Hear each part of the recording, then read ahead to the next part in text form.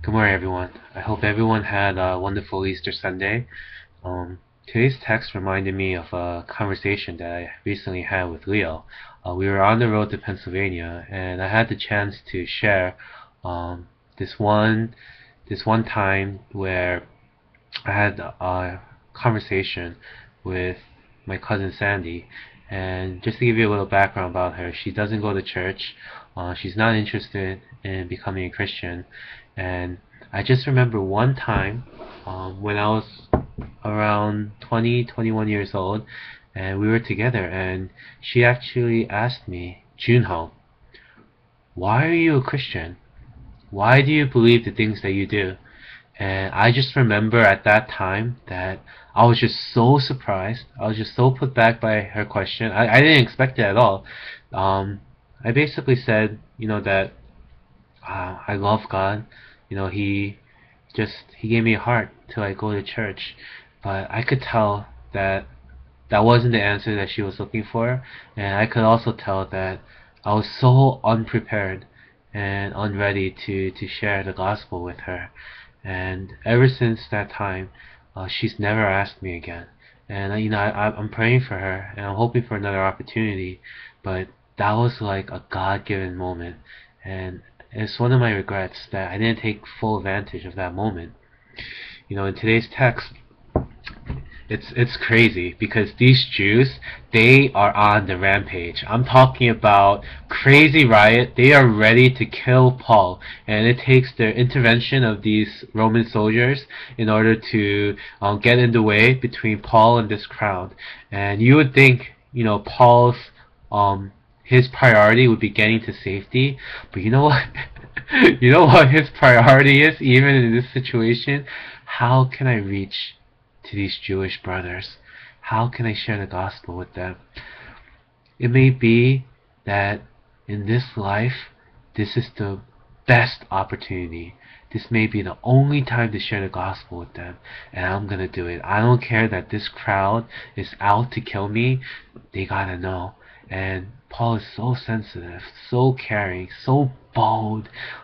He's such a great example to us, and he's so smart. He talks to the commander in Greek, and then he talks to the Jews in Aramaic. And by doing so, to each party, he showed a great respect, sensitivity, care to their culture and to their needs, and especially to the Jews. By speaking in Aramaic, not only is he showing deference to them, but a lot of Jews at that time who were visiting did not know their Aramaic well, so it required them to listen very carefully in order to hear everything that Paul shared. And through Paul's testimony, we learned a couple of important things in sharing our own testimony. One, you start by sharing common ground, something where they can just understand your perspective. He wasn't out there to win an argument. Paul wanted to win their hearts. And it's one thing to say all the facts about Christianity, but it's another to share your story. How did you become a Christian? How did you come to love God? And people are just drawn into stories, and they were willing to listen to him. And I'm thinking today, for many of us here, there is someone. I know you guys have shared. It could be your parents, it could be a friend, it could be family that you want to witness to, and you're scared. And I just want to encourage everyone today. Be bold like Paul. Be compassionate. Be loving. Be caring. Don't be scared. But realize this, that Paul was like the most gifted speaker. But even him, there were people who were just not willing to accept his message. But don't be scared of the hundreds or even the thousands who aren't going to listen. Look out for the one, the few, that are going to listen.